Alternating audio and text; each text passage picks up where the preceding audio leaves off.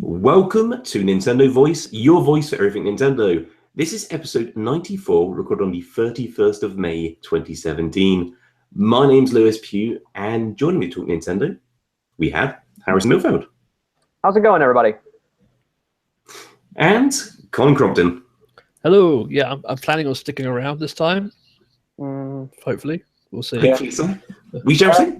We shall see. I might not be sticking around, just on the case of a broken AC unit. That's why I'm waiting for.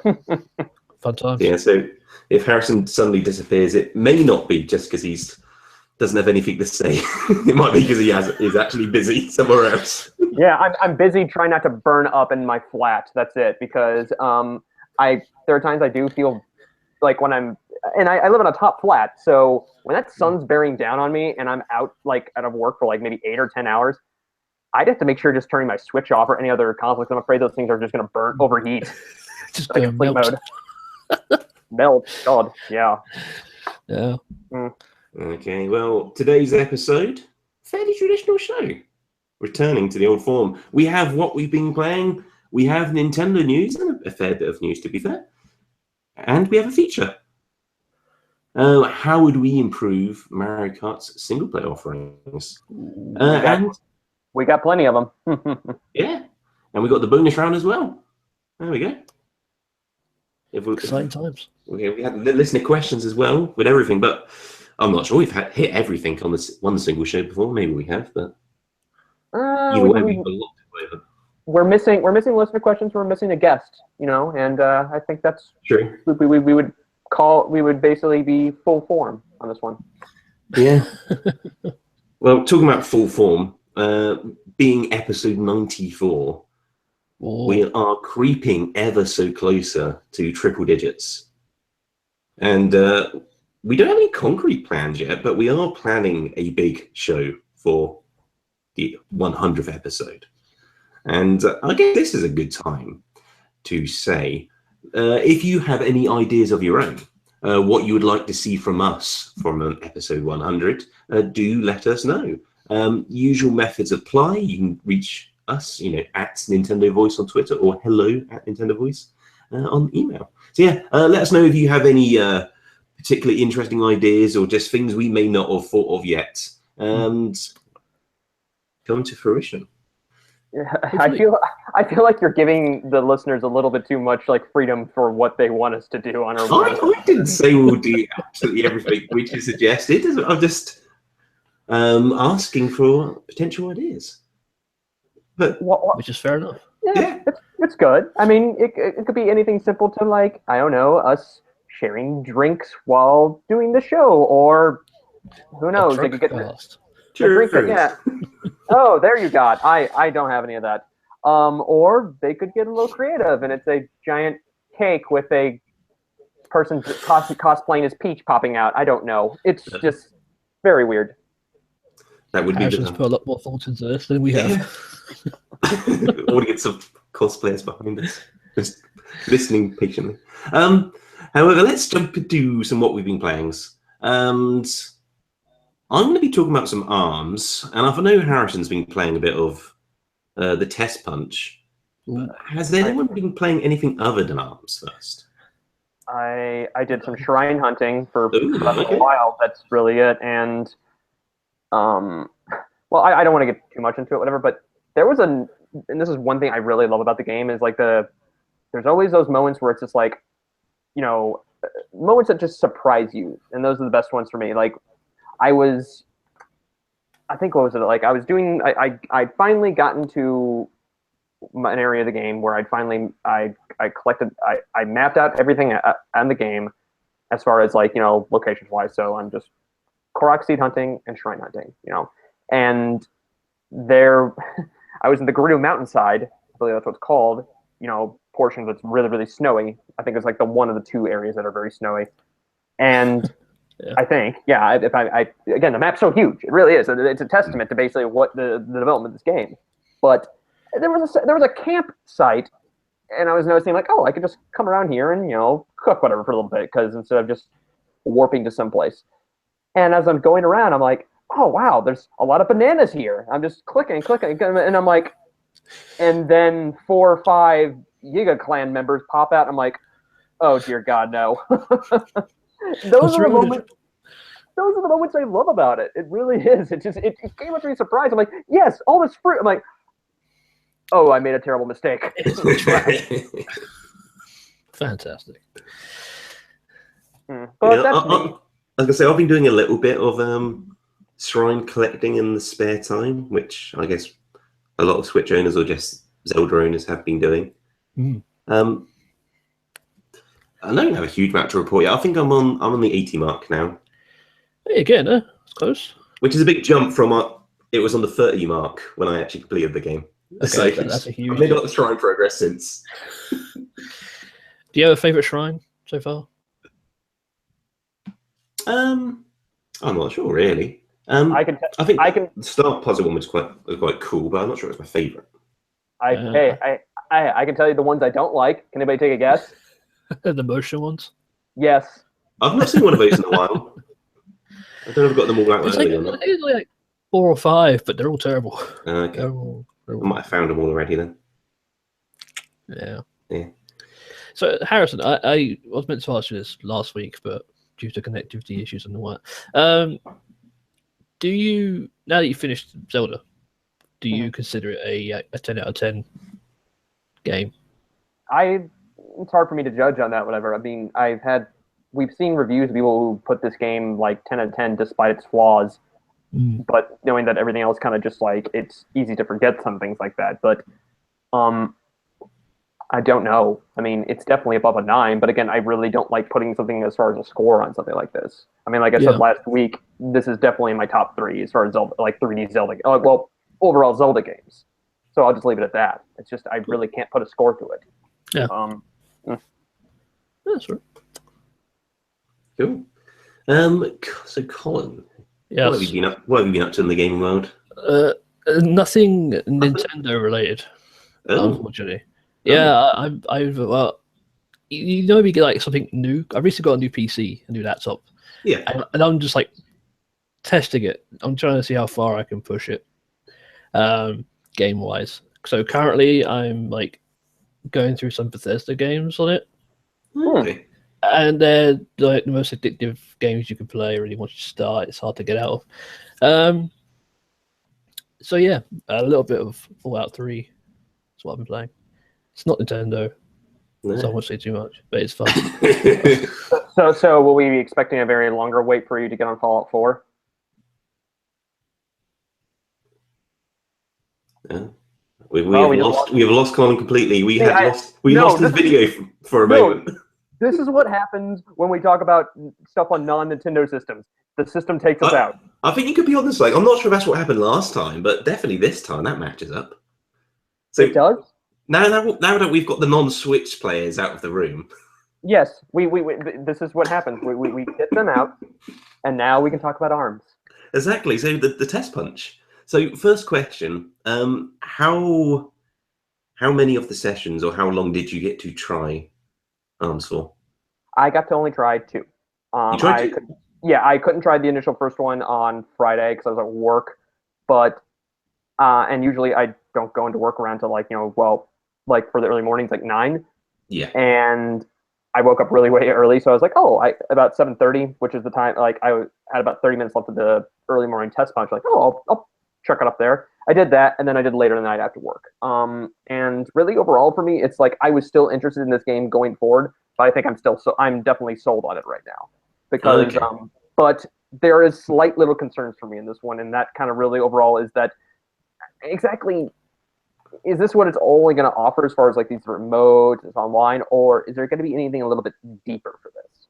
So that's what I'm trying to kind of figure out if I want to get this now or wait. But from what I did play briefly, I'm seriously interested in probably getting this one out and still. I mean, I just said it earlier, like I was sold on it, but I really, this just simply shows like, as far as Nintendo wanting to get new IPs out, I mean, it's a smart way to do it as far as like, reinvent the wheel almost with these multiplayer based games with, what we got with Splatoon and ARMS. So, And like I think anybody on the internet would say is like the thing that I like about this is its art direction and its cast of characters. So,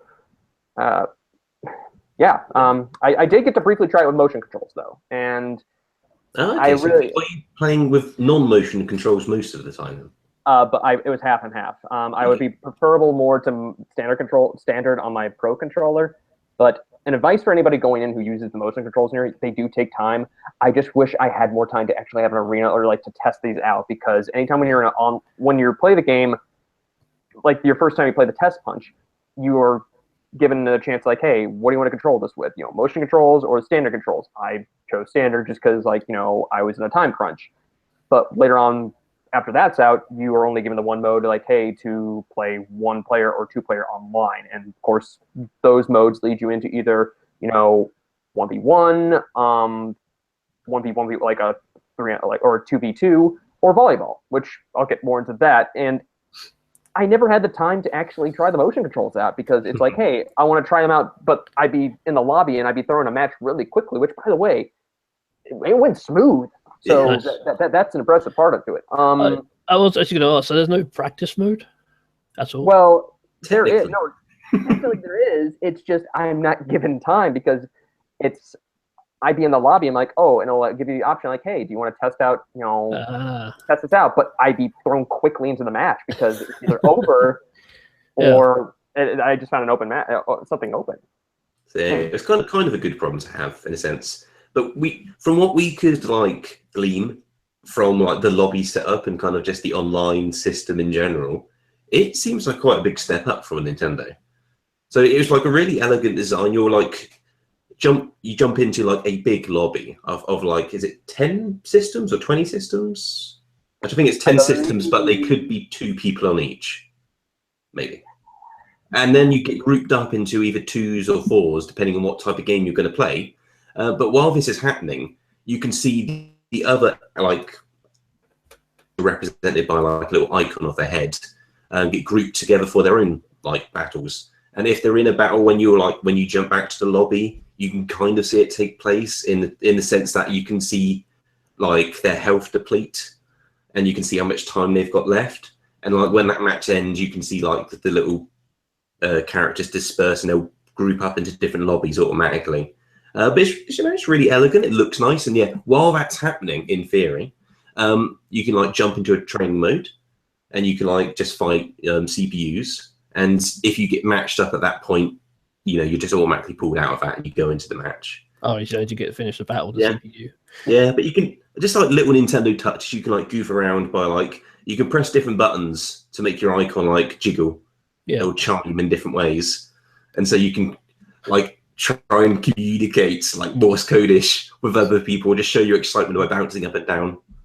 Oh, are you talking Remember Mario Parties of old? And just jam on the voice button. Oh, no. Are you talking about the lobby where it would have you have separate circles? Yeah. Where you're just kind of waiting, but when you can technically see a match going on as far as their health, so they're just bouncing around. Yeah, I thought it's an interesting thing to. It's a nice just visual representation. Normally a lobby, it's just a menu. Mm-hmm. It was just nice seeing that stuff going on, and not having to wait around a lot either. Mm. But yeah, so the question I've kind of got for you, Harris, and it sounds like you were, and I don't want to put words in your mouth, but I think you're impressed by the mechanics of the game, but you're a bit concerned about the amount of content. That's what the full package. Yeah, that's what I'm wanting out of it. Is there going to be anything beyond this, or is it going to be deep enough for me to kind of? Because when you played Splatoon, at least one thing that had me kind of going on there when I was not playing multiplayer matches was a very neat and inventive, and short single-player campaign. I mean, sure, I was playing more in multiplayer, but for something like Splatoon, which when we first got it, it was essentially bare bones almost, but with the free update after free update, you were willing to kind of just go through so much whatever and then test out these new weapons. And I'm hoping, with this case, when you're unlocking new arms and stuff for each of these characters, that it gives it enough for that experimentation. But I don't know. I guess it's just my concern is not the controls. To me, for motion, it's I made the mistake of kind of doing over exaggerating it a little bit, kind of like what you saw with Wii Boxing. But again, when you're doing something like that, it has to be a little bit subtle, because when I was going to be playing like with standard controls on my Pro, I assume like, okay, you have B and A, I believe, yeah, B and A, like these two buttons potentially for your left or right punches. But thing this has caught me off guard is whatever is like you use, each of these analog sticks, whatever, to curve your punches. And to me, that was, no pun intended, the hook for me on that. But I guess I just wanted to see, I just want to see where this goes. It's just the taste that I get for something like this. I'm like, yes, I love this concept. I really do. And I hope it does have that momentum to actually be another successful, like, multiplayer-based, like, new IP for Nintendo. But that's really as far as my concern. It's not motion controls. It's just how much content can I give with this.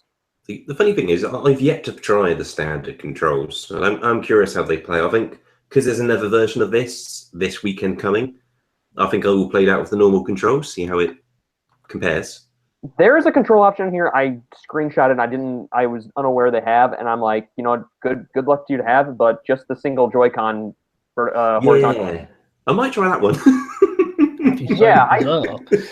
Bizarre. It looks, a bit cumbersome. That's all I can say. That can't be comfortable at all. I guess it's kind of like playing Smash Bros. With a Wii remote. Maybe. That wasn't a good experience. That's kind of where I'm leading with that. But yeah, in terms of like, I think Nintendo's kind of shown their hand with what content will be in this game. Like, I don't think there's going to be a campaign as such. We know there's going to be a basic arcade mode. We know the modes we got to play online. You can play them local. You can play them against CPUs. There's one or two extra things. There's the target mode and the hoops mode. But I think the general hook or the gameplay loop of this game is going to be the fact you can unlock all the various arms and you can upgrade them. Mm-hmm. At least up to another stage. So I think it's going to be like that's going to be your hook. As in, it's going to try and encourage you to play other variants of the modes to get new arms and experiment with them. But the main thrust is going to be to go online and to just compete. You're correct. But what was the thing I was going to ask on here? What did you think about 2v2 matches? Ones where you're essentially tethered to your other teammate, or in this case, you would have one where it's like a three-way match. So my difficulty that I had for a while on there was I didn't know for the longest time for a while how to target a different opponent. I believe that's you use A. I think it's like you hit A. I think on there, but don't quote me on that. But once I kind of found out, and when I saw that for a little bit, I didn't know. It's like I kind of saw the frustrations to it, thinking like, oh no, is this how is this going to kind of play into something like as far as competitively? Which of course leads me back to my control options. Like if I'm playing this competitively, I'm probably gonna be sticking with a Pro controller. But I can definitely see the fun coming out of the motions, the motion controls. But also you have to forget there's the free updates coming, so that will help. That will definitely help. Oh, definitely with the extra characters and arms and so on. But yeah, I really like the motion controls in this. It just kind of feels right, this game. I will try the other control options, see what they are like. But for me at least, the motion seems to make sense in terms of like it was what Nintendo was kind of pushing with the game, and it seems to match up with the play style.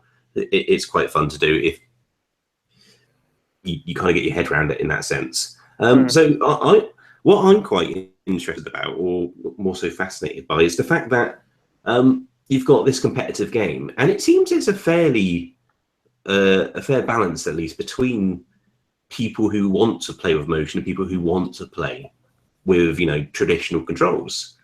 And I do think that's fascinating, because I think this is a first, at least in terms of a competitive game where you could play with like various different types of controls. As in a party game almost. And that's what I mean, like more so like not being a party game. Like it's slightly pushing itself out as a competitive game, but it's saying, we welcome motion players, but we also welcome traditional button players, and you can go head to head and no one's going to have a handicap. You're just going to fight it out and see who wins. It's like almost pitting like keyboard and mouse players against joystick players. It's just fun to see. Is that what we're calling them, joystick players? Joystick. No. No, you're right. You are right. Is this? This seems like a game that wants to balance itself in being hopefully a deep fighter, but also one that is able to get those casual folk out there who have like their Switches out, whatever, to kind of get a couple matches out. I mean, we see that with games like with basketball or even with volleyball, which I don't like volleyball 1v1. I really, really don't. Ooh. Unless it's just me sucking at the controls or not picking the right characters to kind of move back and forth to make sure the ball doesn't hit the ground. I had some moments where I was just like not enjoying just one. That and the choice of arms I think is very important, because the ones I would use for combat would be rubbish for that. So I would have to remember the switch and whenever that mode appeared, and if I didn't, I would usually lose. Because at least one of my arms was this big slow one, and it wasn't very good at. What are your favorite arms? Well, I guess we'll start with the character. I was playing as Min Min mostly. I didn't use the dragon arm. I used. Shocked. Yeah, you should be. The large one, which is Master Mummy. Yes. Kind of arm. And the I don't know the names for him yet. It's like I was kind of referring it to like a frisbee, but it's like a disc type. It's like a fast. Is that the one that Ninjara uses? Yes, Ninjara has that as well. Yeah. Yeah, there's that. There's one with blades, I believe, and there's one that just, like I said, is just a disc. Like you would see, like, I don't know, a user in Tron or something. But I used Min Min for a little bit. I found liking her a little more, but also Ninjara. But I didn't mind using Ribbon Girl a little bit. But again, I've seen people who have taken like a liking for Mechanica, like one that they could actually. I played with a couple people on there that could, that were starting to utilize, that her pretty well. Yeah, so I didn't see many Mechanicas. I only fought a few of them. I fought a lot of Helixes, and those were annoying. Yeah, going by numbers, and this is slightly creeping in Nintendo news, but I think that's kind of where we're going. Nintendo did come out and reveal some stats of the Test Punch itself. The two most popular characters during it were Min Min and Ninjara. Nice. And the one who had the most win rate, or the highest percentage, was Mechanica, I believe. Wow. So just some random facts. We shall see if those numbers change and how people know. Because obviously people don't want to pick the most popular one. Anything else you want to say about ARMS before we move on? Does this change your opinion? Did it change your opinion? Your opinion before? Not hugely for me, because I mean, I did get a chance to play it previously, and so it kind of won me over early. So I was kind of trying to convince other people, oh, it actually is, it might look a bit silly, but it actually does play well. So it didn't really change my opinion, because I was already quite hyped, especially with having, the two recent directs. So basically for me, it lived up to those high expectations I had. That's what I'd say. What about you, Ben? But yeah, despite my little worries there, I am definitely looking forward to hopefully picking this up in about 2 weeks. So. Oh, fantastic. You got those yellow Joy-Cons pre-ordered? No, I do not. I do need to pick up another set of Joy-Cons. It's just, when I get excited, I'm like, yeah, I'm definitely going to pick up a new pair of Joy-Cons, and I realize, oh, they're $40. Okay. All right.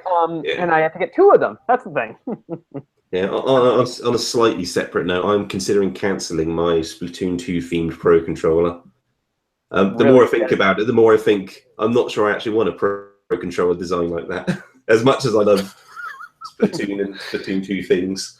Is it too much? Well, it's not that it's too much.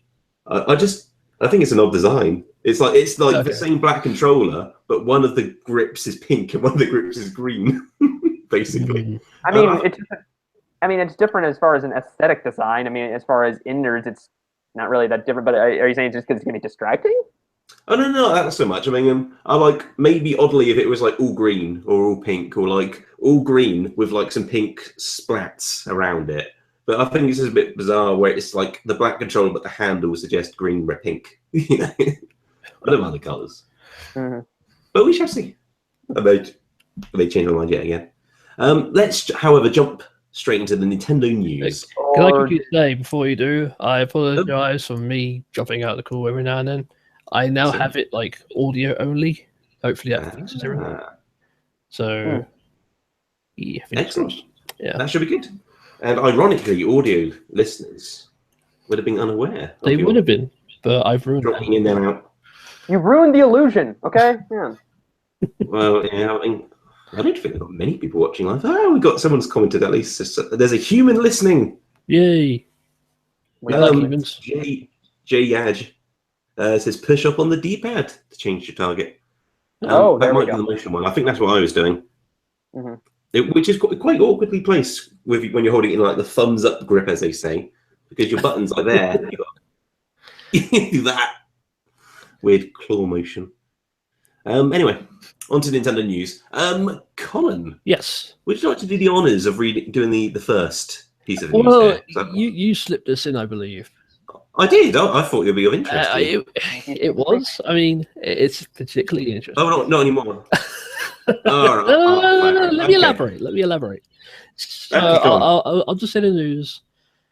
So Monster Hunter Double X, Double Cross, whatever you want to say, has been announced for Nintendo Switch in Japan only for the time being. Yes. That's the part I'm like, I'm gonna wait for the Western announcement. And I'll be excited. We might get it. We will get it. We will get it, but okay. it'll be like probably early next year. What are you so concerned about then? But yeah, no, what's that for the Switch? So the Nintendo Switch is gonna rule Japan. Basically. Yeah, and one thing I wanted to ask about you specifically, Colin, on this is this news came out because this is going to be a port of the one that's coming up for the 3DS, right? Yes, correct. Okay. But this is also a strange thing of events that happened the same day because of, and I'll get to it basically as far as the exclusivity of Monster Hunter, but during that same day, I think there was also something on NeoGAF about like a translation from somebody from Capcom detailing, saying about, Capcom support is going to be determined on, how Super Street Fighter Ultra does the 2 sells on the Switch, which I'm thinking, okay, that sounds strange. And of course, it's a very odd parallel, yeah. Well, I mean, I didn't read much into it, and of course that blowback came up from like online, people being mad online, and then this happens, and it's just kind of a switch and change to it, like as far as like anger. Well, anger as far as emotions. Yeah. And this is what I'm leading to is like, correct me if I'm wrong, but did something happen with the exclusivity with Monster Hunter that's now switching, that's going over to like Sony, or that they want to do? It's rumored. Nothing's been announced or confirmed. The rumors are Monster Hunter might be coming over to the PS4. I mean, it makes business sense, really. But yeah, I wouldn't be too surprised if they went back to Sony. It's had its most success on like Nintendo platforms, but handheld specifically. Well, the Wii U version did sell quite well, even though the Wii U version was HD port of the 3DS style version of yeah, pretty much what most of the Double Cross is going to be. But yeah, I think it might shift back to Sony, but yeah, so what are you feeling though, Colin? You're our resident Monster Hunter expert here. It really kind of hangs on where do you place your bets? Where's Capcom gonna put their exclusivity? Well, if I was a betting man of Capcom, I would suggest that they're going to stick with Nintendo. Okay. Because that's where they've had the success. But isn't like the Western isn't Monster Hunter like increasing a little bit more as far as popularity here in the West now? That's where it's coming. Sony. Yeah. And isn't if they're going to Sony as far as getting for something that's on console, as far as like they're, I'm trying to think like how does this make sense, or is this Capcom just being just being Capcom? I don't. Yes, it is. Pretty much so. I mean, I understand you want to put it on something else to spread out the IP, but wasn't the reason why they kind of stuck here as far as Nintendo platforms is because, well, they found a user base here on the 3DS that was willing to gobble this up? It was for the Japanese market. That's what it was for. And the 3DS was ruling Japan, so they're like, we'll go with that. Monster Hunter, this is the thing that kind of confuses me. Monster Hunter has done its least success on consoles. On portables, it's always sold great. But yeah, it'd be odd if they went, oh, we're going to go with PS4. Because that is purely a home console, at least with the Switch. It's like, well, we can conquer both markets here. Exactly. The Switch would seem to make perfect sense. Indeed. In terms of them looking at like a worldwide market, because they look at, their home territory, and I feel I've said something similar before, whereas, the Switch, you can use as a portable, that's great for the Monster Hunter fan. That's where they want to play Monster Hunter, so they can group up and you can have direct, Switch to Switch multiplayer going on. And it's more than that. Also, it's the Switch. I mean, as much as I love the 3DS, its control system isn't really engineered for an action-heavy game like Monster Hunter. The thumbstick, the slide pad, does become rather slippery after a while.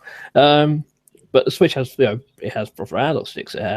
It's a more comfortable system to hold in your hands. And it has that in portable mode as well. So you can take with you a great Monster Hunter experience while being able to play it properly, as a console game. So it makes perfect sense for the Switch. I'm pretty sure it'll stay on Nintendo platforms for the time being, unless Double Cross sells like nothing. Which I think that's fair, because I don't think that would happen. So, so if it happened to like sell absolutely terribly, then fine, go elsewhere, because something's not working. Exactly. Well, I think that's pretty much what happened to.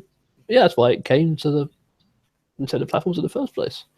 Yeah. It's because they wanted they wanted to penetrate the Western market, and it wasn't working for them on the PSP. Because no one brought a PSP over here. Well, I think like 10 people did. All right, so next and potentially final question I've got for you, Colin. One, do you think Double Cross will come out in the West? And if so, which of the two current platforms it's announced / released on will it come out for? If that makes sense. It does. It makes sense. It's interesting.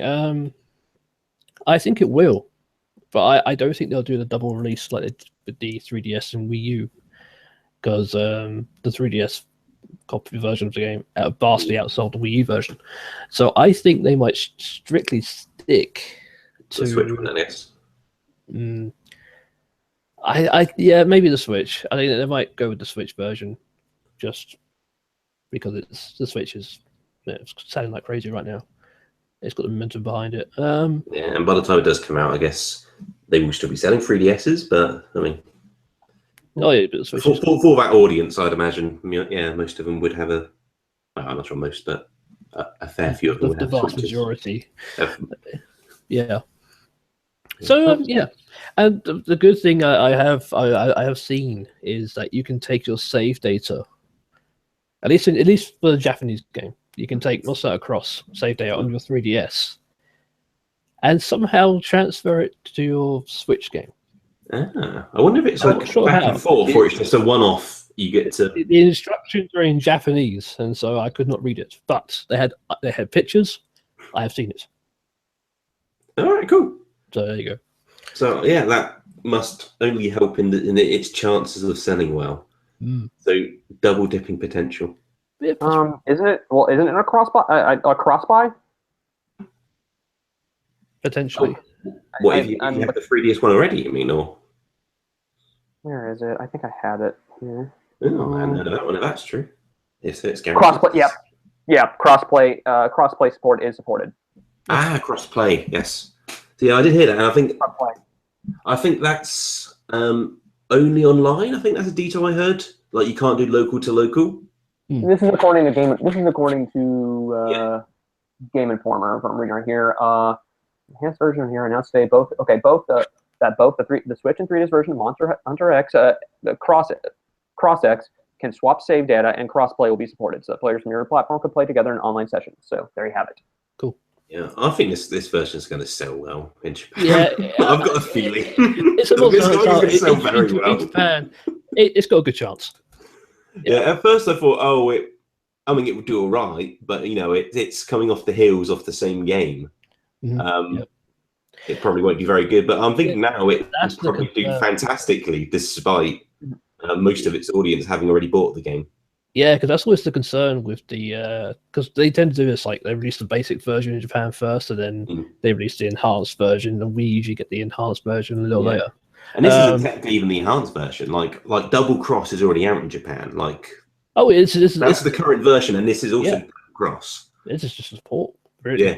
A slightly spruced up port, but so for us it makes sense to have the Switch version. Just you have the fancy version straight away. It might be hard to sell in Japan, but I think it'll sell fine. Yeah. Purely because of you heard it here first. Because of the control system, I think that's what's going to drive it. You can play it with a proper controller, Yeah. You can play it with multiple control options. You can. You have options available to you. Yeah. Switch. As we often say, options are good. We like our option. Yeah. Should we jump over to some rumored? You mean rumored that is now is it debunked already? Game Explained just debunked it. And with that, by the way, I have to get out because the guy to fix my AC is here. So I will. Yeah, so I'll see you all later. So take care, everybody. Cool. All right, catch you next time. Bye-bye. Take care, Harrison. Take care. See ya. Okay, and now it's just me and Colin. I am tempted now. There's only two of us to turn my camera back on. You should see if it works. Okay. We had a good 4 shows. With just two of us? Yeah. Hang on. Okay. That ruffian Harrison said. It's his fault. Leeching bandwidth. I think that's how it. That's it, possibly. All right. There we go. No. Yes. There we go. Cool. This is exciting stuff. This is exciting. Might be pushing it a little bit, but we've got 2 people watching this, Colin. Think of the fans. We have 4 eyes on us right now. Oh, that's that. So yeah. That's how you look at it. Yeah. Anyway, I think Harrison was gonna reveal some interesting piece of information here. Just about to. Yeah, so this has been debunked by Game Explain, and you already know this. Although, it's live now. You may be hearing this same time we are. Earlier on in the day, there was a news story which often happens this time of year. Smash Bros leaks, and what it was rumored to be was of the Switch version of Smash Bros. There were some screenshots which looked like nice HD versions of kind of the 3DS stages and modes. It's kind of suggesting it would be what many people have speculated, it would be the best of the 3DS and the Wii U release. And it sounds like that's being officially debunked. It was always a little bit sketchy, this one. Yeah, but some of the actual particular details did look nice. It just looked like there were some slip-ups with some weird areas, but the actual stages look really cool. I didn't examine the picture pixel by pixel. I just saw it and I was like, yeah, no, I can see this being mocked up. Yeah. I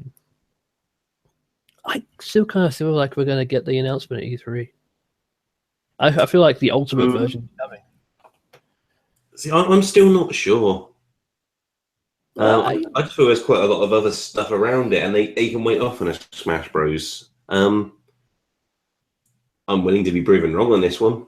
And it might be something, but it seems weird that them pushing ARMS and Splatoon, but maybe that's why they are kind of they are so soon, as it were. Maybe.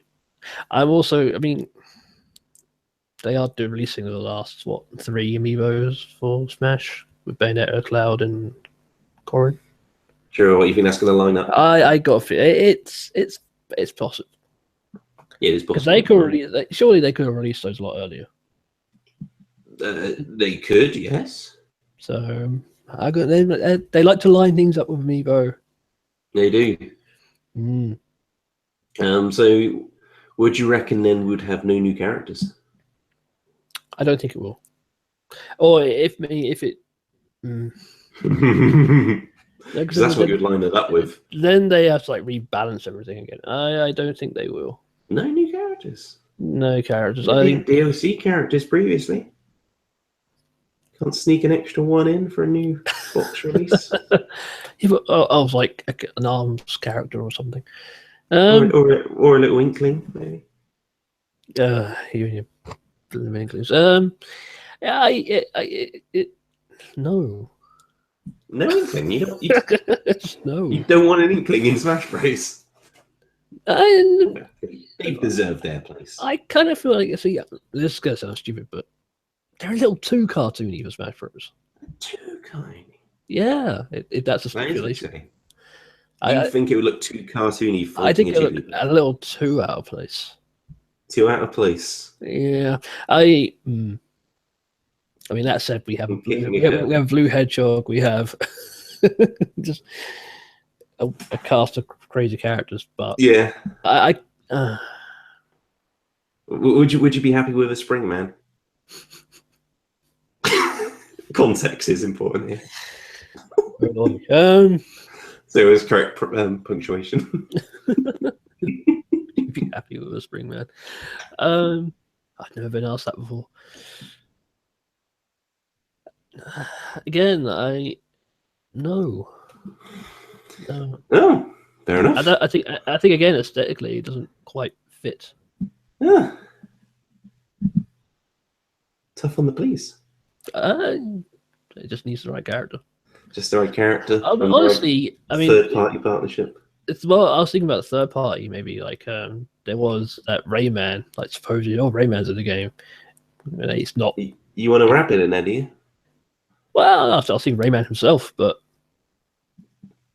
you take the rabbit there over anything. No, they're annoying. I don't want this. No. Okay, fair enough. All right. Let's jump to our next story. Okay. Platinum Games. Good old Platinum. Yeah, good old Platinum. Make fantastic games, Platinum. And they, surprise, are making more games. They're continuing their main work. Still making games? They're still making games.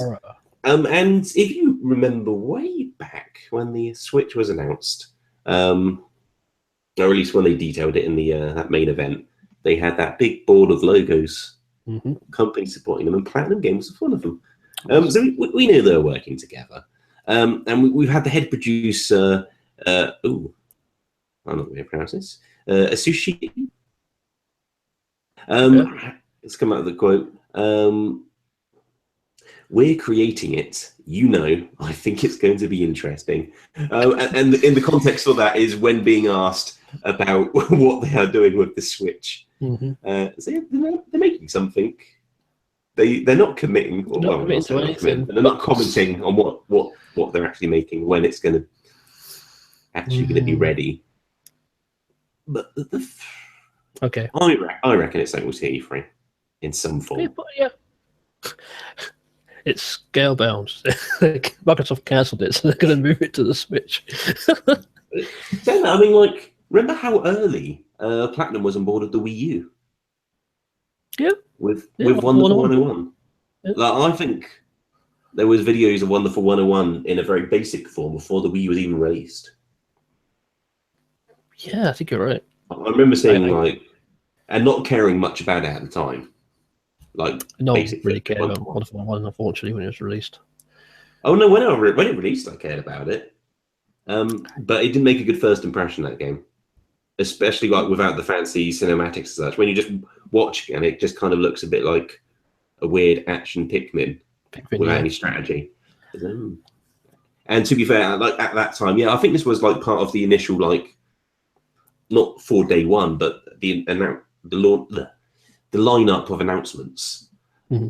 And it didn't look very flashy. Yeah. Especially when the camera got close to the actual characters. They looked dreadful up close, especially in that original video. I think they actually improved it for the actual game. Yeah, I mean, especially if it's an early video, they're going to look terrible. I'm actually going to hear something more soon. I think, and a lot more, very soon, I think. Very soon. In a couple of weeks, maybe. Yeah, so you want this to be like a new IP, is that what you're saying? Something. I didn't actually allude to anything of the sort. I think a new IP would be cool, though. However, I'm quite a big fan of their IPs anyway, so Wonderful 102. I wouldn't mind a Wonderful 102. I would definitely wouldn't say no to that. I wouldn't say no to Bayonetta 3 either. I do use going to say Bayonetta 3. I feel Bayonetta 3 has to be in development, but I don't think it's anywhere close to being ready yet. And the thing is now, like that series, for good or for bad, like the third game, they could have multi-platform. Yeah, but the second one, they can't unless they get Nintendo's approval, which isn't going to really happen, is it? And so I think it'd be weird to announce and release Bayonetta 3 as this like PS4, Xbox, just multi-platform and Switch game, which people should get excited for because the other people can't play number 2. It's a weird conundrum. That's a weird thing, yeah. Like, get excited for the third game, you missed a bit of the story, but so they might as well kind of just go full in on the Nintendo partnership here. Get Nintendo to fund it again, or to like put up half the money or something. Did Bayonetta 2 do well enough to justify a third one, do you think? Well, it depends how you look at it. So is this from Nintendo's perspective in terms of them paying for the development, assuming that's what the deal was? Yeah, for them to fund the third one, the second one had to have done. Well, see, I'm not sure it would have actually made money for Nintendo. That was my concern. I don't think that's really what they entered the partnership for, though. I think it was more of like, if you just purely judge it by how many copies this game sold. Right. But because it's exclusive, Nintendo has to look into like, how many like potential extra customers did it bring in buying consoles who bought games, like that side of the argument, and just like, because it's exclusive, we can put the Bayonetta character up next to like Link and such in promotional materials, just like with a wall of characters. And that stuff goes a long way. So I think that's the sort of thing they look at it for. It's like a lost leader, basically. And I think they would potentially do a similar sort of thing with Bayonetta 3. I don't think they need it as much because the Wii was really struggling. And Bayonetta 2 was like mainly just a gap filler. We got a huge gap at the end of the year. Let's put some money in Bayonetta 2. Yeah, they're funding all sorts. Then Devil's Third, I think, came out. I reckon the deal came out at a similar sort of time. Yeah, when they funded Bayonetta 2. Yeah, and maybe they're wondering to themselves, which one of these games will do better? Yeah, I still never played Devil's Third. I've heard so many actually really good things about it, but I've never played it. But if I could have any like a sequel to any Platinum game like property, I'm gonna say it'd be really cool and interesting if it was Mad World 2. Ooh, that'd be an interesting one. I've not heard anyone talk about Mad World around here in quite some time. But I did play the original, and it was, for a Wii game, it was really creative. Yeah, and it was gory, but they got around that. Let's just turn it black and white. Yeah, make it artsy. Make it artsy. It looks fancy. Yeah, I'll be intrigued by Mad World 2. That'd be cool. Yeah, and I think now's a very good time. We'll make a more formal announcement, but we are going to be talking obviously about E3 predictions soon. And so we'll be delving much more into these conversations next week. Yes. Next, however, though, on our story list, Nintendo's at least trying more so to ramp up Switch production. And this is a story which came out today, I believe. Yesterday, technically, in time of recording. However, potentially Nintendo is struggling to ramp up the production of the Switch to a level that they want, due to having to basically compete with other people trying to ramp up productions of their own things. We're given examples, not exclusively here, but the name Apple is being thrown around a lot in these stories. Apparently, Nintendo's having to fight Apple for these deals. It's going to be any major creator of electronics, essentially. Yeah. And to be fair, we're probably around the time where Apple does start ramping up its launch stock across its various lines. But I can't imagine there's a huge amount of conflicting parts, overlap. Really, yeah. I was trying to work it out. It's how, if it's pure for the iPhone, at least that's the thing that's sprung to mind. Is do there any parts the iPhone share with the Switch? I don't think so. Well, it could be sort of things we don't often think about, maybe the battery is similar or something. But yeah, it could all look the speakers or something. There's a lot of components beyond just the processor and the graphics. Yeah, and the case, yeah, and all that, yeah. Yeah, it's a story which is going to be kind of on the forefront until these stock issues are sorted. I haven't had really much of a chance to look around locally, but I know at least of one person who's trying to get a hold of a Switch. And they're having no success? No. Maybe they're not trying hard enough. Maybe. They are out there. Yeah. But it's one of those, I guess it's, in a weird way, it's a good problem to have. I guess it's better than the Wii U problem. For a console holder, a console maker, I should say, it's probably the best problem to have. We're saying so many of these things we cannot keep up. Yeah. That's pretty good. But yeah, on the consumer side of things, it's not. But for them, it's a weird mixed one, really, because in a way it's good press, but in another way, there's all that potential money, which you're not getting, and it might just be any point around the corner, interest drops. Whereas if you had the product, you could be building it still with consumers and such. Yeah, I reckon it. I'm kind of hoping at least that the stock situation does get fixed sooner rather than later. I don't want it to be like a Wii story, whereas no one managed to get hold of one, or everyone would struggled to get hold of one for so long. I want these in people's hands, at least to the people who want them should just be able to walk in the store at this point and buy one. Just grab it, yeah. Like an NES Mini. Let's not go there. So, but yeah. I'm hoping the stock situation is at least solved by.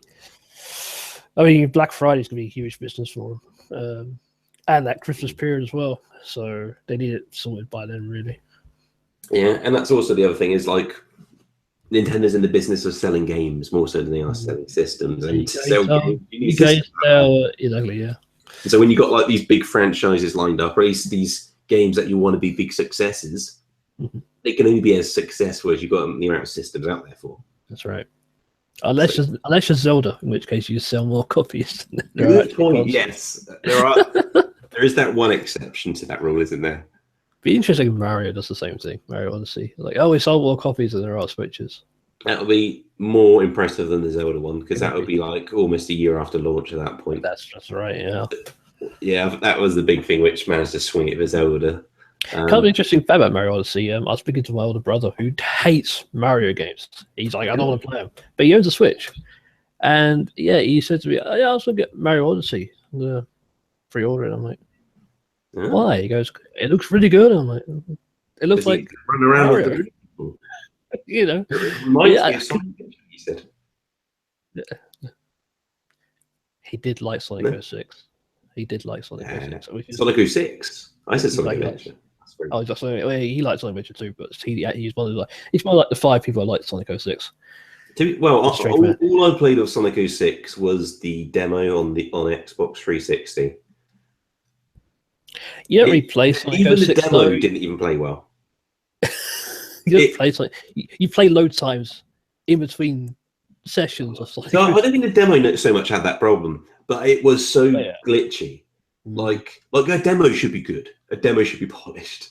But like you can literally like just fall through the floor at certain bits and such on this demo, and don't make me laugh. Not what we're really discussing right now. Maybe we'll do more of a Sonic theme episode at some point. Go over the history, the highs and the lows. Yeah, actually, I'm going to change the story orders around. We've got some Sonic news here, so we can jump into that. Oh, that's good. Sonic Mania has a release date and price now. Because I think it was originally announced for spring. Spring, it was, yeah. Summer. And it's now coming. We have a date, the 15th of August. And it's going to be basically $20. It's pretty good. Which is the first time we've heard the price. It's a very nice price point. I thought it would be more than that. I thought it would be like the Street Fighter 2 Ultra pricing. Final challenges. I do want to get into it, but that game is pretty overpriced for what you get. Which is a shame, because it's something I want. Because it's a nice sharp version of Street Fighter with online play. That'd be nice to have. I love Street Fighter too, but I'm not going to go out and pay a ridiculous amount of money for a new version of it. It's like, no. But yeah, Sonic Mania, it's a good price. Especially because it's. I mean, I know there are like some new levels in it, but I think it's mainly just remastered old levels, right? I don't think they've said how many of what you get of each, but they have shown quite a few new levels. Yeah. The only bits I've seen, like the old levels, be like, oh, this is how the old levels look. Oh, that's cool. Yeah. But even still, it's like completely new pixel art. Yeah. Oh yeah. Like everything, all the level tile sets, the actual characters, they're all new frames and a slightly new style, and new engine. It's. I mean, I'm pretty excited for it because I do love classic Sonic. Well, I like Sonic 2. Sonic 3 was a bit of a letdown, but I mean, I'll be excited to try it out.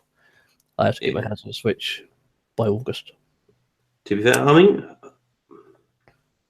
I'm not sure. Did they ever actually announce it for the Wii U for the Switch version? I'm not sure they did. I think they did. No, but yeah, I imagine it's going to be a fun game. Like I think I already know the answer, but it will be fun to look at once both Mania and Forces, that's the other new one, come out, which is kind of critically received as the better game. I've got a feeling Mania is going to be. I wonder if Sega will look at this and go, "Oh, okay, so Sonic Mania was received better." Fraction of the budget. Only 2D Sonics from here on out, because the 3D ones no one likes. It's like we've been trying to do that for years, And then they only somehow ruin the 2D Sonics by oversaturating it or something. Introducing all the things they did to the 3D Sonic. No, the dash mechanic and stuff. And just the setting and the story, and like the things that they had in like the Sonic Adventures and the Sonic 06, taking itself more seriously and having. See, a 2D like hub world Sonic, kind of like Shantae, would be. I'd be down for that. I'm not sure. I think it would be a bit weird having Sonic just walk around. Hello.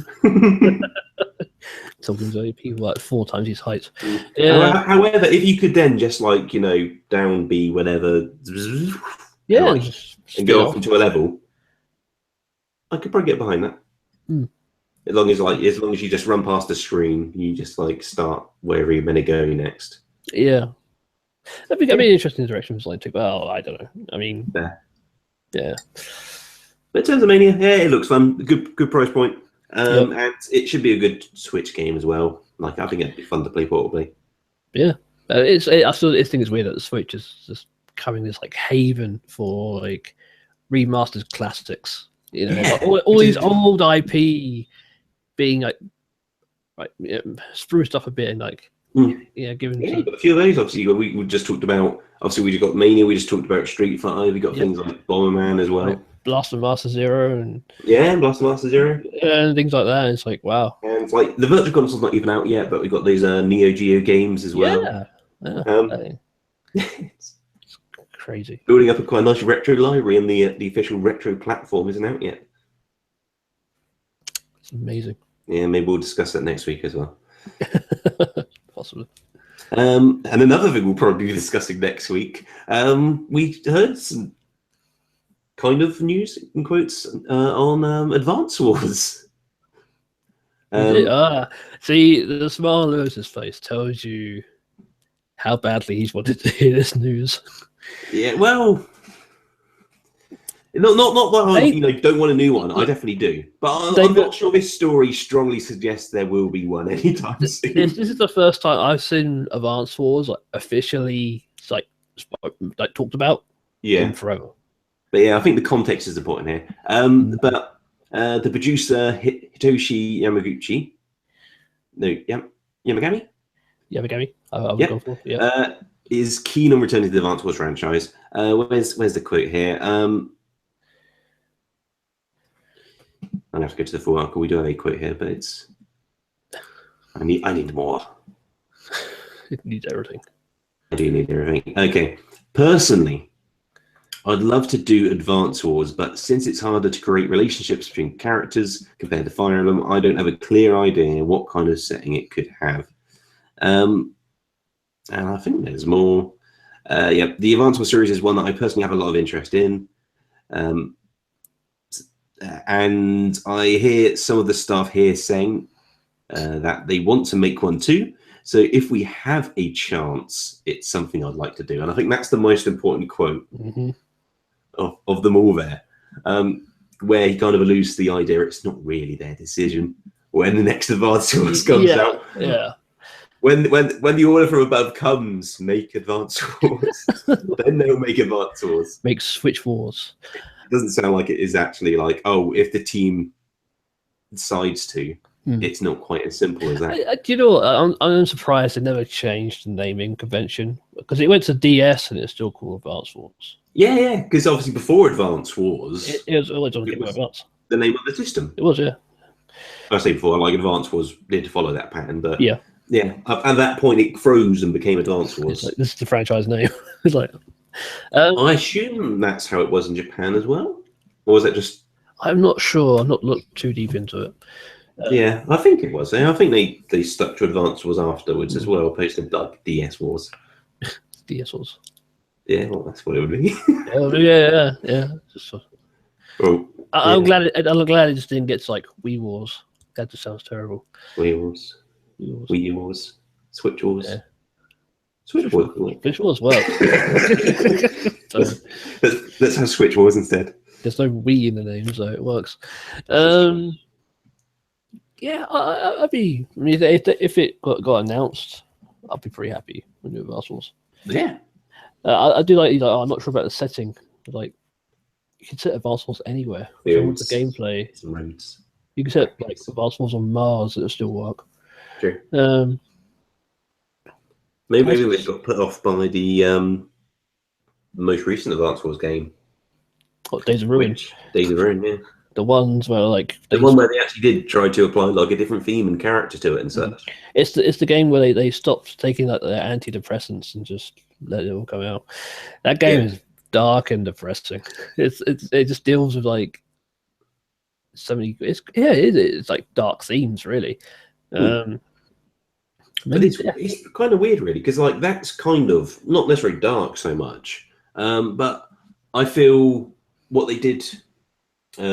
Days of Ruin is what they kind of applied to Fire Emblem, where they did give it more story, and they developed the characters out more, and that really worked for Fire Emblem. But at least in this particular example, didn't work for Advance Wars. I don't necessarily think that's what they need to do for that series. To make that successful. Yeah, it doesn't really need like the deepest storyline because it's mostly about the gameplay. Exactly. Whereas Fire Emblem is about warring countries and things, and so it kind of does need a story behind it. New puzzles. Yeah, it would be cool. I mean, have we heard like I say about which might appear in the next week Big E3 prediction discussion.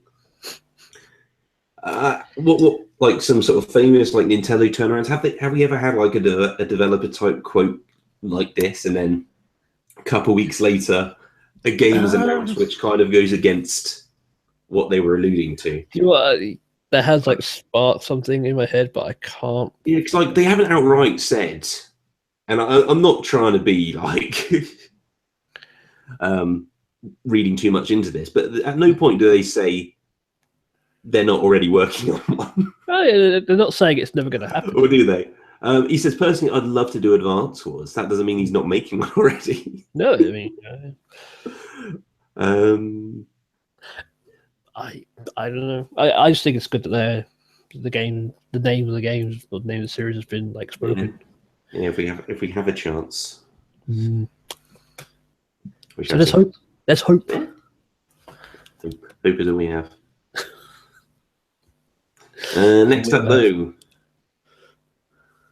I think this is a fun piece of news after jumping around, which is have I missed something? Up on the bottom one. All right, so last piece of news then is Shantae Half Genie Hero. It's a game we knew was coming out for the Switch only very recently, but it's appeared on the European eShop in terms of games coming soon. And it's releasing on the 8th of June for £15.99. And that, I believe, is next week, isn't it? That's next Thursday. That's an eShop Thursday right there. Yes. Cool. And so, yeah, this seems to be quite a quick turnaround from like announcements to the actual release here. Yeah. But I'm not complaining. I'm pretty sure people I'm not complaining either. But it seems odd that we didn't hear about this one amongst all the other like big indies which are coming to the Switch this year, sort of thing.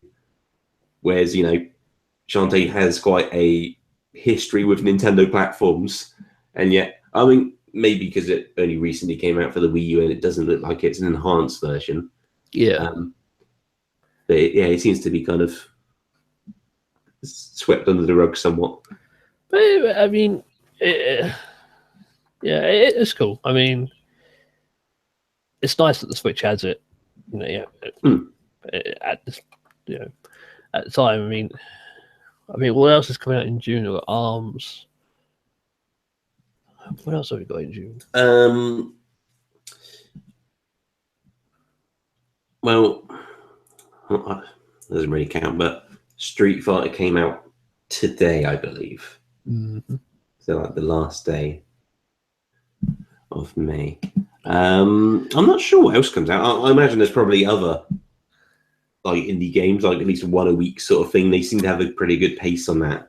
Yeah, which is good. They're finding good ways to keep the momentum up. But it's a pretty big release. I mean, June seems pretty. Besides ARMS, it's obviously the big game for that month. Yeah. I mean, it's a good place to put it. So. And I guess it's one of those which is, it's if you're gonna do it, it's better to do that sooner rather than later. Yeah, of course, yeah. Just to me, if it's done and ready to go. Yeah. And I guess that's the other thing. I think we kind of knew, but it's just a bit more evidence that at least it sounds like it's fairly easy to, pour a existing project onto the Switch, even if it didn't have the Switch in mind when it was being made. Yeah. Trusted Fusion. Yeah. All I said was it's reassuring, nothing more. We've got a feature this week on. We've not had a feature in a while. We've not had a feature in a donkey's age. Have we got a live feature before? No. No. No. Never.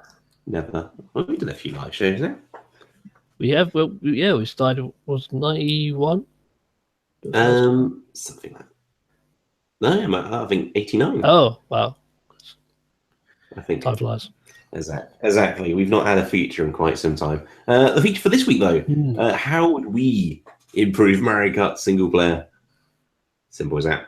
So yeah, the kind of framing for this, Mario Kart, as successful as it has been, as critically acclaimed as it also has been, has in some communities had flack for its lackluster single-player offerings, which haven't changed much throughout the years. They've ventured out and done some things. It hasn't changed at all, really. But there are some examples of when they have tried for new things. But in terms of, if we look on, for example, Mario Kart DS had a few different single-player modes. It had a mission mode sort of thing, which might be the sort of territory we go into now. It added, different types of gameplay opposed to just the rubber banding GP mode. Which is all we've got basically currently. That's usually people like it. Mario Kart single player. It is very basic, at least in its current form. It's just do 4 races and then you win, or you don't, depending on how well you perform.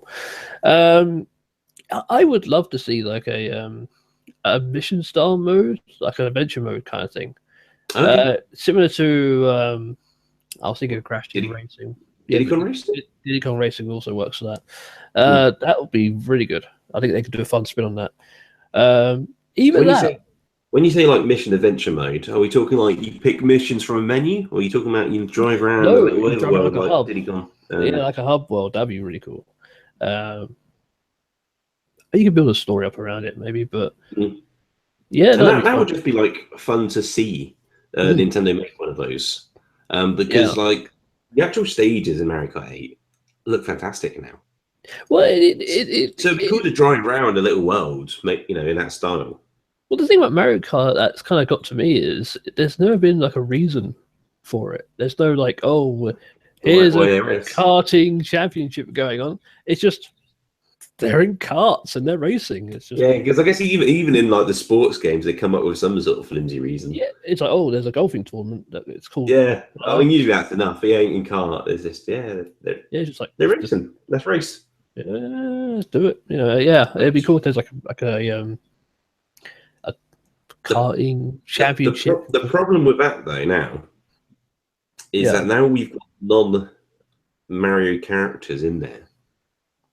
If they're going to have some sort of resemblance of a story, they're going to have to explain why there's Mario characters and non-Mario characters attending. Special guests. I don't know. Yeah, you got.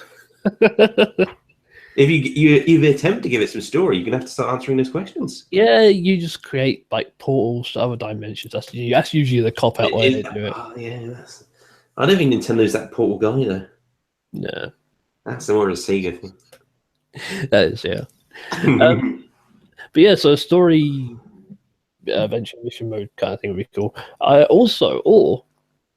Now this would be really cool for like the next Mario Kart.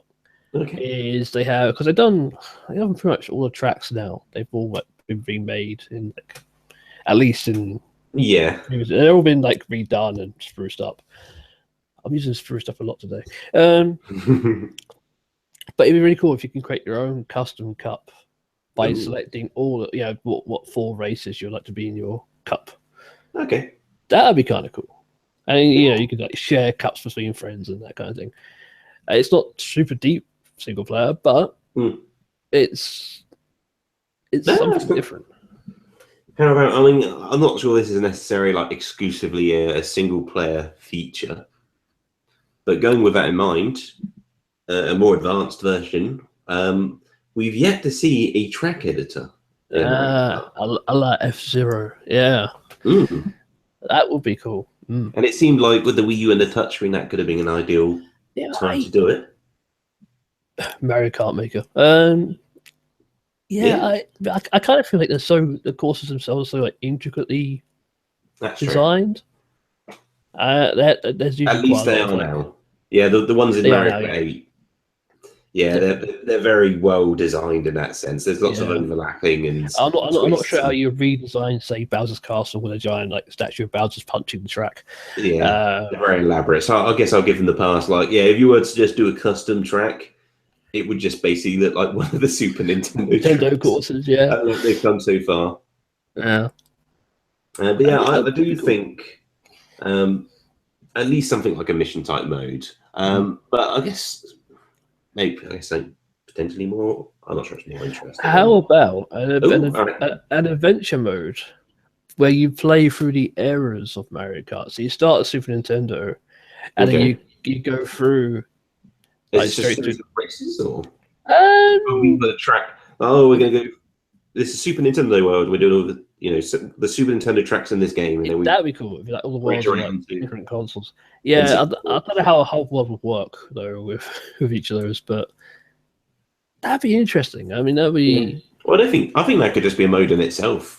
That could be like how Smash Bros has like a dozen modes. Yeah, there's just a mode which is called like classic mode or something. History missions or something. I don't know. Yeah, and it's just another thing to check off, and you get a new character or something by doing it. It would make the game a little bit deeper. So yeah, that's how you can unlock Rob the Robot back again. Like complete all the platforms. But yeah, I think just introducing some like just non-race type missions, and that's kind of what we were talking about at the beginning. But just like some things where it's like just playing with the rules a bit. So you can still use the same tracks, but so you have to like get these certain items to here, or to protect this certain person, or to destroy this certain person. Yeah, are you suggesting an escort mission with Mario Kart? Basically, I mean that. I think that's kind of mandatory when you're saying coming up with ideas for missions, but other things as well. That's the important thing. Other types as well. No, that'd be interesting. Just giving you variety of different things to do. Yeah, see that's the thing that's kind of lacking in Mario Kart is variety. It is purely race or battle. Yeah, pick your poison. It's I can't think of any other ways they can use carts really apart from race. Was this not your original question? No, it's Harrison's. Was it? Oh, fair enough then. Well, there you go. But Harrison isn't here to answer it, so no. So maybe like we've talked about like modes they can add in terms of like just giving you something extra to do while you're not doing multiplayer. But maybe it would be useful if there was some sort of mode which could, and this may sound odd, but kind of teach you how to play the game better. Okay. At like a more competitive level.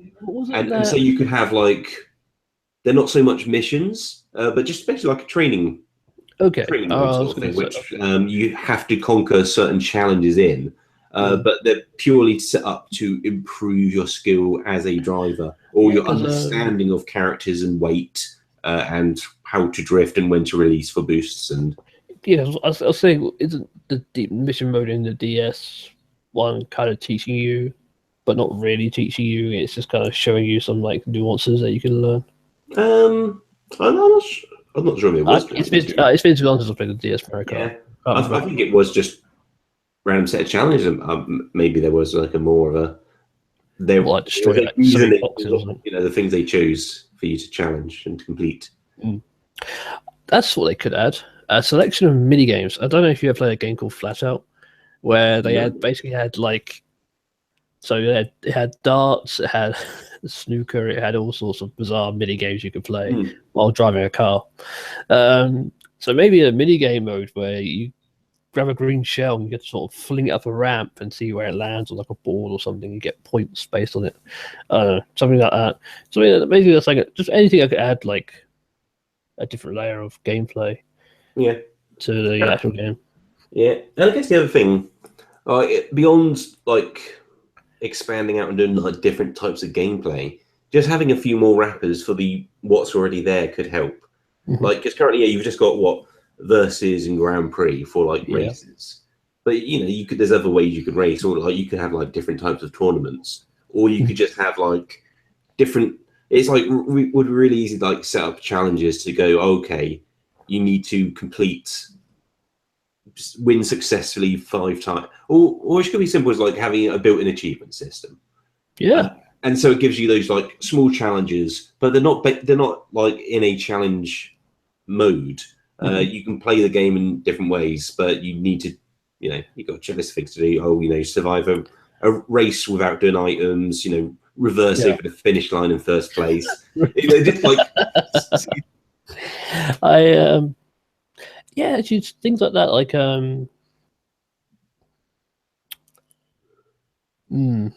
Yeah, and I think the other important thing is like what used to be a big part of playing these sort of games would be like unlocking all the content.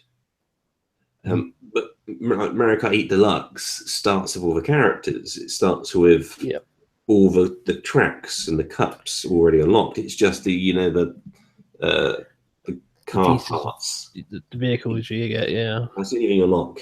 And because they don't really have as much character to them, I mean, they're cool. It's good to switch up and such, but you're not necessarily excited to unlock something.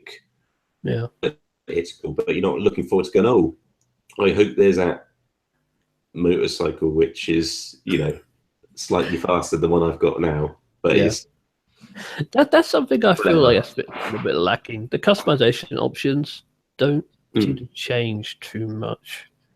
Yeah, but I mean the handling does feel like teeny bit different, but it's not major.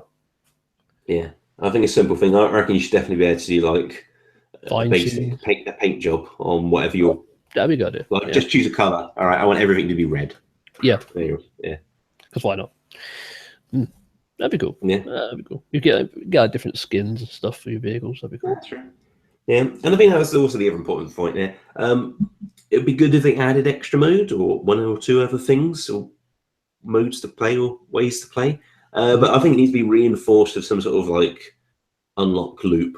If they are going to give you all the characters, all the main stuff up front, they need to kind of find something to reward you back with. And I think something slightly more than the car parts. Not that the car parts are terrible. They're not bad for that type of thing. Well, I think the car parts can be like a standard unlock, but you say the achievement system, if we actually get an achievement, it unlocks something more. Yeah. Like, wow, I've got a new costume for my characters. The different costumes would be cool. Because you do see a lot of your character. I mean, it's not like a hidden. That's true. And they are showing off still quite well in those little automated replays. Yeah, they are. To get it before you. Yeah. That'd be cool. So, I think that'll do for a while. I think we covered all the pieces. Yeah. Yeah. I think when we meet back with Harrison, we'll ask him the question, see what he has to say. What would you do, Harrison? He came up with this question. We demand some answers. We do. However, should we jump to the bonus round at this point? Sure. I mean, and the capable hands have left us, so I will do my best to cover. The audience yet? Did he deliberately do something with them on the last show where we could see him? We had a bonus round last time, right? No, we didn't. No, we didn't. That'll be why. Well, you're gonna have to wait yet another week to see. Sorry, see the hands, which have been much talked about over. Sorry, viewers. Yeah, terrible. Okay, but yeah, for now you've got Colin in his hands. Any particular words you'd use to describe your own hands, Colin? I don't know. You don't know? Are they powerful hands? Powerful. Is there a sort of hand you develop while playing Monster Hunter? You mean like the crab hand? Yeah, do you have crab hands?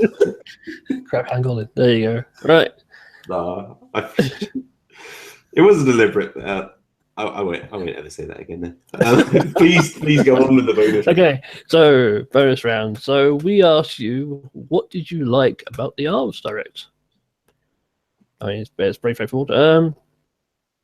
So first up we have Darren, our good friend Darren, at Darren Cohen, who says, I liked how it detailed the depths of characters, weapons, and stages.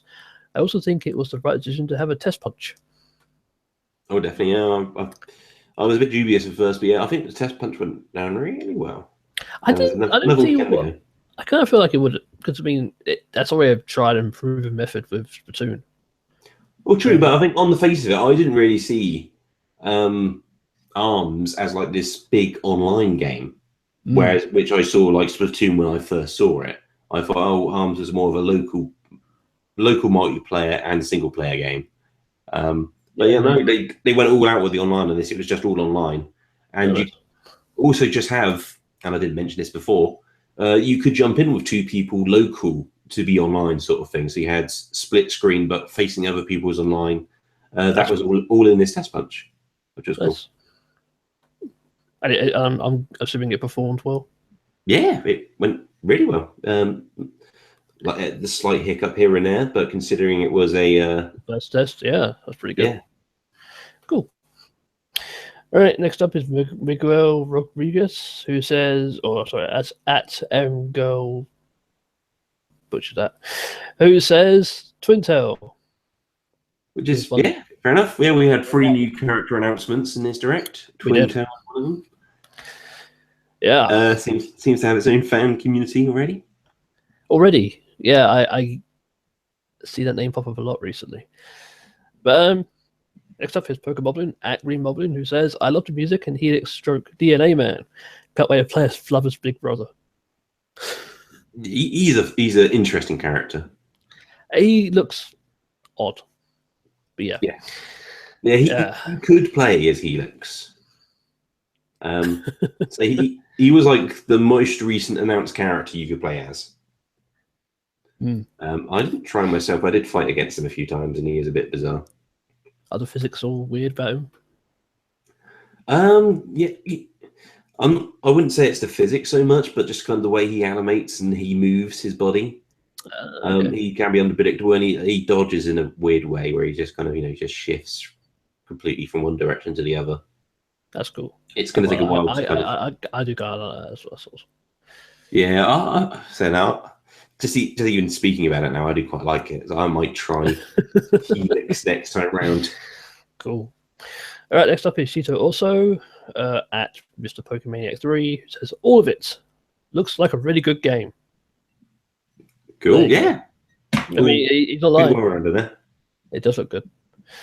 Next up is Taylor Crowder at Tay Crowder, who says, Twintel is my new main. Lol. More popularity for Twintel. Lastly, we have Quillshot at Quillshot89, who just purely says the Splatoon 2 trailer at the end. So not a fan of the actual ARMS Direct, but loved the Splatoon 2 part. Yeah, I guess it technically was part of the Direct, so it was technically fair play. But we did say the bonus round was, what did you talk about the ARMS Direct? the 2 part. But, yeah. To me, I just find that curious. Anyway, Lewis. Oh, I've got to pick one. You're kind of the only guy here, so... You always pick me whenever you're doing the bonus round. I know, I'm so terrible. Who is your favourite answer? It's a tricky one. I am tempted between 2. The 2 Twintel? It's not between the 2 Twintel comments. Runner-up is Quillshot with the cheeky Splatoon 2 trailer comment. Runner-up, that's pretty good. Yeah. However, the winner, returning winner, and at this point, I think we should have a scoring system, especially as I look for ideas for other types of prizes. Maybe we could just have a tally chart. Yeah. If you get who's winning the bonus round. But depending on when we start this scoring or duplicate digital prizes, Pokemoblin is the winner here. Just because of the phrase "Flubber's big brother." Oh, yeah. So the answer wasn't that good, but the phrasing of it was. Well, no, the answer was good.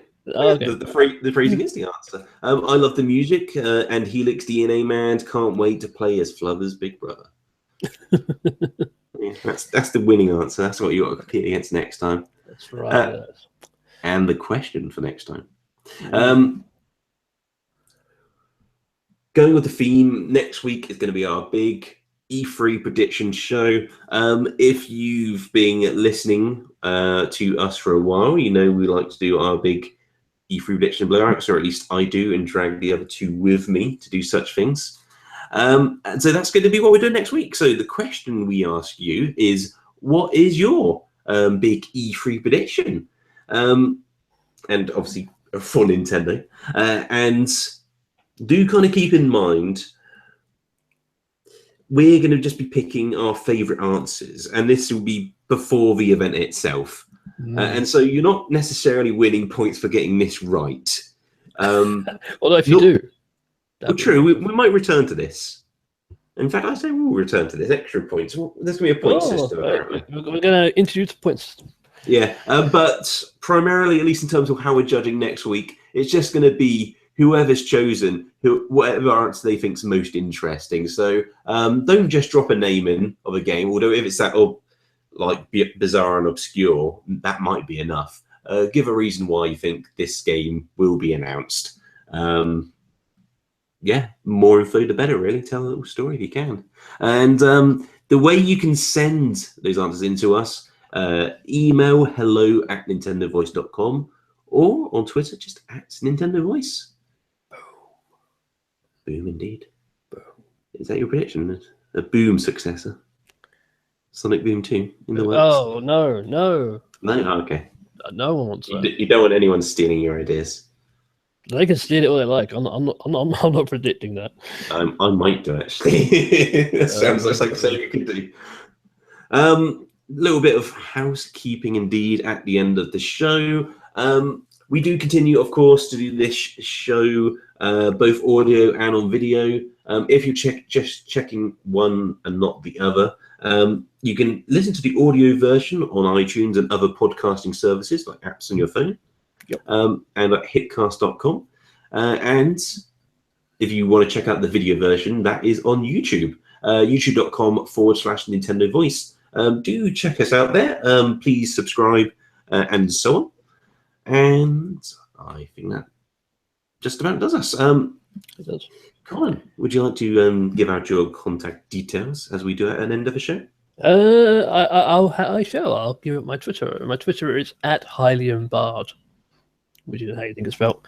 That's all. I mean, I do have Miiverse, but no one uses it. I say it every week, and I'm still saying it. So, yeah. Cool. That's it. For myself, if you want to find me on Twitter, what you need is Luvsion, Luvsion.